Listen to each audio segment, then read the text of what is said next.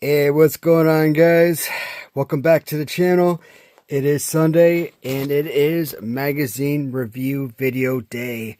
So last week we were on the June-July of 1986, and that was a follow-up to the WrestleMania 2. And we are in order, so we are on August-September of 1986, and this time we go from Hulk Hogan on the cover to King Kong Bundy on the cover of the magazine. And as you guys know, in the steel cage match, which was the final match up of the, I believe it was located in Los Angeles. So the very last matchup, which was the prime matchup of WrestleMania 2, was the title match between Hulk Hogan and King Kong Bundy. What I really loved at the end of that matchup, right after Hulk Hogan scaled the cage, he went around the cage and went after Bobby Heenan, and Bobby Heenan tried to hide inside the steel cage. Obviously, King Kong Bundy tried to go through the door to make it through before Hogan touched the ground when he was climbing over the cage. And Hogan, he made it out, or made it over and touched the floor beforehand, so he won the match. And Bobby Heenan tried to hide inside the cage, and Hogan went right in after him and whooped on him. And you see Bobby Heenan trying to make a break for it, flying out of the cage afterwards. But man, did Hogan wail on him. I swear to God, I mean, it's that stuff is fabricated, but there has got to be some kind of love-hate relationship, because that's the way that their interaction is too realistic. I don't believe that there's not some kind of hate between the two. But let's dig into this week's matchup of this week's magazine. So it says British Bulldogs, Meltdown, Sheik, and Volkov. And of course, the British Bulldogs in WrestleMania 2, they actually defeated the Dream Team of Brutus Beefcake and Greg Valentine to take on the tag team titles. So it was an okay WrestleMania. I mean, it wasn't an over-the-top WrestleMania. I actually watched the entire WrestleMania, and the Battle Royal was the most exhilarating part of the WrestleMania 2. But I mean, it was okay. The Mr. T Roddy Piper match, and I think that was in Chicago. Actually, no. That was in New York, I think. And the Chicago main event was the I think WrestleMania, the Battle Royal, I think, was in Chicago, and then the main event was in Los Angeles between Hogan and Bundy. So, if I recall correctly, does it say here where it took place? But I think that's what happened, if I recall correctly. I mean, they had a few additional matches that didn't populate on the back of the Coliseum home video. Like, I think there was, who was it? I think there was a Paul Orndorff match. I think there was like a Tito Santana match. Maybe a Ricky Steamboat match or something. Maybe it was like Paul Orndorff versus Ricky Steamboat or something. Like I said, man, I mean, the overall WrestleMania 2 was a very forgettable match. Like, I watched it straight through, and I don't even remember majority of the matches I watched. Very forgettable. Even the main events weren't exactly all of that. All right. So I'm hoping that something in this magazine really stands out, and something of interest really piques I'm disappointed kind of looking at this Lou Albano.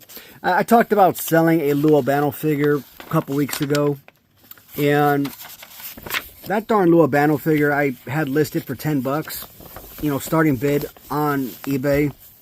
And, it sold with one bid, which you would think, okay, not bad, whatever. Lou Albano LJN, normally sells for like $25 on Mercari, eBay, whatever. And, I put a starting bid 10 bucks. And normally, most people, they bypass it. You get like 1 or 2 views a week. I actually got a bid, and I'm like, okay, fine, whatever. It sold, one bid. But then I go to find out that I did not have any shipping price associated, so it was free shipping. And after I paid the shipping price on that, I looked at my earnings on that figure, and I earned like 34 cents. Literally, I sold that figure for 34 cents. I'm like, son of a... I was ticked. So, yeah, I could have been a bad seller and just canceled the order, but I decided not to because I didn't want to be a jerk. But, I should have been a jerk. You know how many people have screwed me over and how many people screw other people over on eBay on a consistent basis. But I don't want to be that guy. I want to be a decent human being. So I got to get this Andre figure. I got to get one of my Series 2 duplicates. I got to get them send them out to one of my buddies to customize, especially with the yellow boots. Maybe Mark Hackenberg or Rob Jackson or someone to customize. This is an awesome look. And kind of reminiscent to the that 1985...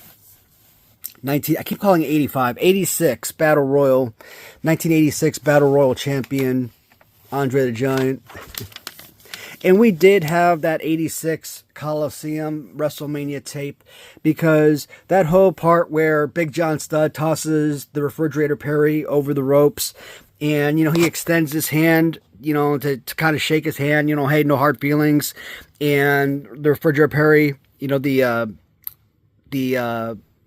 Chicago Bears champion, kind of pulls him over the ropes and eliminates him. That's where I remember Big John Studd from, because I was obviously way too young to have grown up watching Big John Studd wrestle. But I remember Big John Studd from childhood. But where did I see Big John Studd growing up wrestle if I never saw him wrestle on TV? It's from that Coliseum tape, because I remember seeing him wrestle in that WrestleMania 2 tape, Coliseum tape. So I knew I grew up watching Big John Studd to an extent. And yeah, we did own that Coliseum tape. I just didn't have the best memories, but yeah, rewatching that Battle Royal, absolutely. It definitely brought back memories. And I also said that, hey, I never knew who Ted Arcidi was, or I never saw him before. And Ted Arcidi was in that Battle Royal. So, you know what?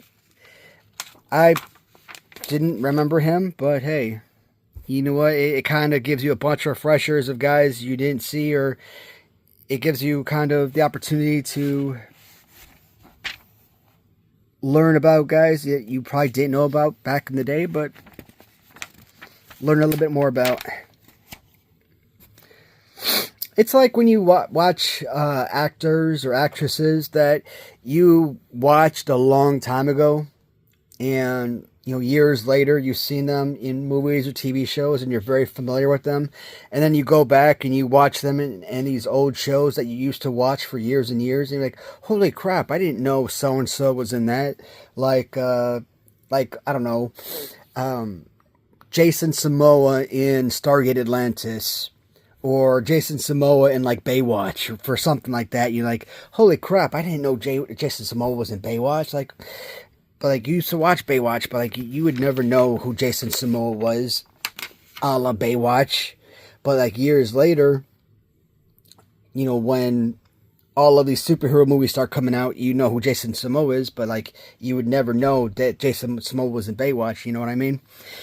Or you would never know that he was in Stargate Atlantis. Not until you actually go back and actually watch that stuff, you know what I mean? So it's that type of deal. You know, this right here is a really good look of Ricky Steamboat with the black pants and knee pads and everything. You know, if they gave Ricky Steamboat this for like the LJN, you know, added that extra little bit of color, you know, that would have made LJN, you know, pop a whole lot more instead of just a straight jet black pants. So, The Rock. You know, there's a really nice Don Morocco figure, custom figure from Mommy V's on eBay. And I purchased from them a couple times. They actually do some really amazing LJN customs. And if you guys saw my favorite LJN tournament, and you saw that Butch Reed custom that I got, that hybrid resin resin rubber figure, hybrid figure, the one that almost won my tournament, that's who I got that figure from. And they got a really good Don Morocco figure up. I think it's currently up for like $65 as a starting bid.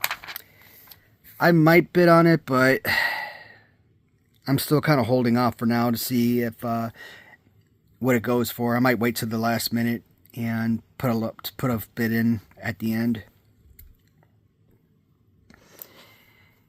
British Bulldogs. I don't know if I like the red or blue. I think the red is a little bit more eye-popping, so I like the red right there. You know, I'm talking about everything but what's happening in this magazine. Oh, that's not true. I mean, there's some things that are kind of happening in the magazine that kind of...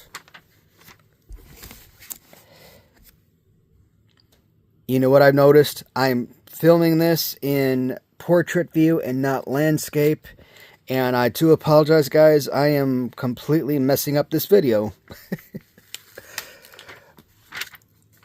Oh man, I do apologize. I didn't even realize what I was doing until like right this very second.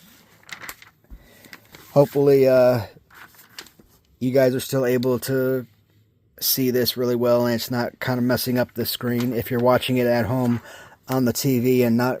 I mean, if you're watching it on your cell phone, it's probably not a big deal, but if you're watching it on your, you know, TV screens, it's probably coming up as like a half a screen or something. You know, I've seen this look right here with Macho Man. I don't not mind the trunks, but every time I've seen this photograph with like that blue vest right now, I don't like that look. I don't know what it is. It just looks so stupid. Maybe it's the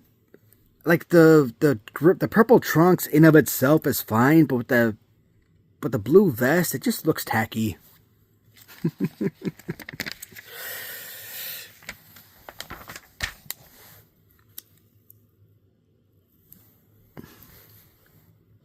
Poor Adonis. Oh, backtrack to WrestleMania 2. Adrian Adonis taking on, who was it? Uncle Elmer, I think his name was. So Adrian Adonis is getting his butt whooped the entire freaking match.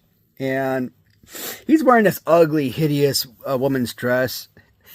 And I don't know who the girl was that was kind of doing commentary. And I think they were doing commentary with, who was it? Was it Jesse Ventura? I think it was Jesse Ventura and I think Lord Alfred Hayes, if I recall correctly. And I don't know who the female commentator was, you know, guest commentator. And it's like, you know, they rip off the dress and it's like, oh, please put the dress back on. I'm like, man, this guy gets no respect. First, you're asking a straight man to, you know, play a gay guy, which I'm pretty sure for a straight man, that's very uncomfortable. But it's not just that. Now you're You're being mocked by some random chick out on commentary, being made fun of because of your weight. It's like, damn, dude. Absolutely no darn respect.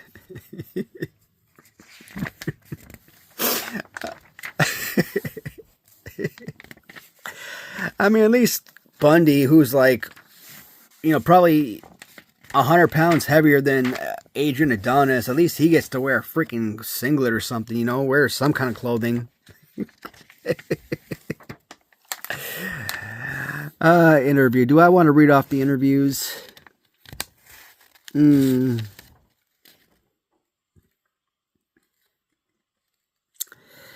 How about your training schedule? I'm in the gym every chance I get. I run, chop wood, and whatever else I can do to keep myself in top physical condition. Come on, Bundy. Stop bullshitting us. Top physical condition. Oh, man. Oh, God.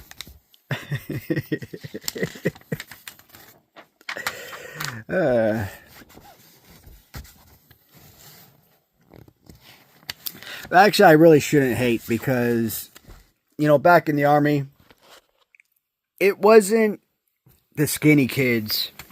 You take the 17, 18, 19-year-old kids, the kids that were 130, 140 pounds. Those weren't the guys that were running 5-6 minute miles. Those were the guys that were falling out of PT, falling out of the, 2 mile, or falling out of their 2 mile runs, failing their PT test. It was the dudes that were 180, 200 pounds. It was the guys with the beer guts. It was the E5 sergeants, 240 pounds with the big old beer guts. It was those guys who were coming in with the darn 6.5 minute miles and 7 minute miles and, coming up with like, 250 points on their PT score and 270 on their PT score and stuff. So I really can't mock the big guys. So, hell, I was one of those damn dudes. When I was at Fort Benning, same thing, man. My freaking PT test, I fell out of my first PT test. I fell out of my run. Almost had a darn heart attack. Had to go to FTU, what they called fat camp. And here I was, 19 years old, 145 darn pounds, going to fat camp. What they called FTU was the fitness training unit. And it's kind of funny, man. Like you had to run between like 7.5 and 8.5 minute miles. Now, I am not a runner. I have never, in darn 6 darn years I was in the Army, I have never in my life been a darn runner. So, for someone who does not run ever, and being asked to show up one day to show up to, what the heck was the darn thing called? 21st AG, I think it was called, for training. And, that's where we did our, had to do our physicals, sign up for get our eyeglasses or get our dental done and our physicals and sign up for life insurance and get our the life insurance, get our pay done and all that stuff, right? And get our uniforms and what have you. And so you show up to 21st AG and you're expected to be in, top physical condition. I'm like, no. And then, within first 5 days, 7 days, you got to take this PT test and like you have it worked out in like pretty much a day in your life and you're expected to run, 7 minute miles. I'm like, yeah, no, that wasn't going to happen. Actually, I almost passed. I was like right there, but damn, drill sergeant's like, get back there. I'm like, dude, I'm like, right here. What are you doing? Get back there. I'm like, well, F you, motherfucker. Assholes wouldn't even let me, like, finish. I mean, I actually could have sped up and come in, sped up and actually pass, but because I fell back, they wouldn't let me finish. I'm like, well, assholes. But, whatever. I actually had fun at FTU. You got a whole lot more exercise in, like some good workouts, a lot of good gym workout in, so I didn't mind going there.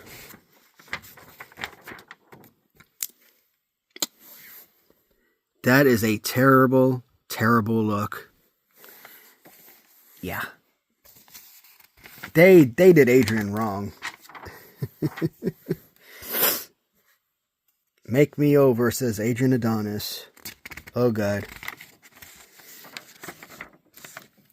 Well, you're just a pretty lady now, aren't you?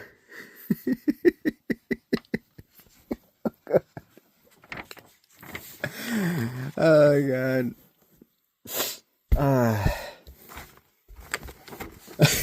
Poor Adrian. I think Adrian Adonis is about to become one of my favorite people ever. WWF wrap up.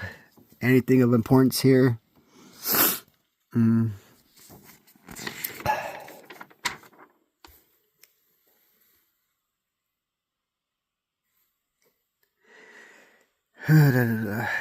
Let's see. Jimmy Hart was a member of the Bee Gees, the Gentrys, or the Gary Lewis and the Playboys. I'm going to say the Gentrys. Paul Orndorff played college football for Georgia, Miami, or Tampa. I don't know, but I'm going to say Tampa. In order to get into wrestling, Randy Savage had to defeat Moondog Spot, Davey Boy Smith, or Dynamite Kid. Spot, maybe?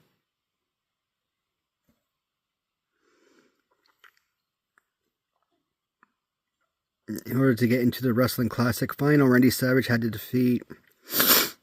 No. I mean, Moondog Spot was like... was probably... Well, actually, shoot, he wasn't one of the darn Demolition guys, so... Maybe Dynamite could won the finals. So, in the land of 1,000 dance video, who sang the line, "I'm gonna stretch you from here to New Jersey"? King Kong Bundy, Morocco, or Bobby Heenan? I would say Bobby Heenan. That would probably be the funniest. Who holds the WWF record for quickest pin? Bundy. Definitely Bundy. Actually, shoot, they got answers over here. Number 5, Uncle Elmer? Number 5 is B, Uncle Elmer. No, shoot. Hold on, how did... Jesus Christ.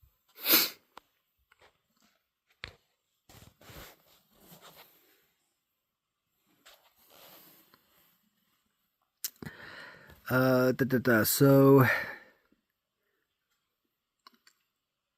The Gentrys, I think I said that one.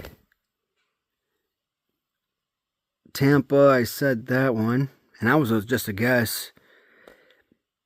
Dynamite Kid. Oh, I changed my answer to that one. That one was correct. C, I changed my answer to that. And 5, I said Bundy. And the answer was Elmer. Yeah, I'm going to stop there. I'm not going to go all the way back. But I'm not going to do all of these. 5 of them was good enough. Alright. Alright, so I had a few things to talk about. I mean, a 24-minute video, that's fine. Well, that is the August and September of 1986. And I'm not sure, but I think that's the last of the 86 magazines that I have. I could be wrong, but I think that's the last of them. And I don't know if I have any 87 magazines, and if I do, they're probably late 87, and it might be like one or two magazines in 87, but I'll have to go through do my folder and check. But we'll find out when we go through next week's review. As always, guys, thank you so much for tuning in, and until next time. Thanks, guys.